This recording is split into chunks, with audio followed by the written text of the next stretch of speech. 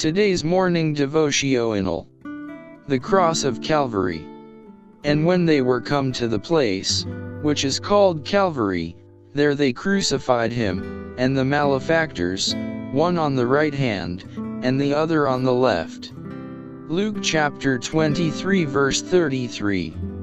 The Cross of Calvary appeals in power, affording a reason why we should love Christ now, and why we should consider him first, and best, and last, in everything. We should take our fitting place in humble penitence at the foot of the cross. We may learn the lessons of meekness and lowliness of mind as we go up to Mount Calvary, and, looking upon the cross, see our Saviour in agony, the Son of God dying, the just for the unjust. Behold him who could summon legions of angels to his assistance with one word, a subject of jest and merriment, of reviling, and hatred. He gives himself a sacrifice for sin. When reviled, he threatened not; when falsely accused, he opened not his mouth. He prays on the cross for his murderers. He is dying for them. He is paying an infinite price for every one of them. He would not lose one whom he has purchased at so great cost.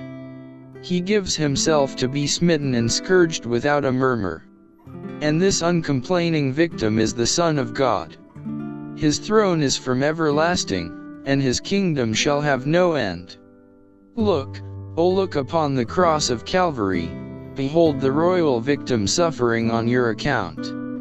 The Son of God was rejected and despised for our sakes. Can you, in full view of the cross, beholding by the eye of faith the sufferings of Christ, tell your tale of woe, your trials?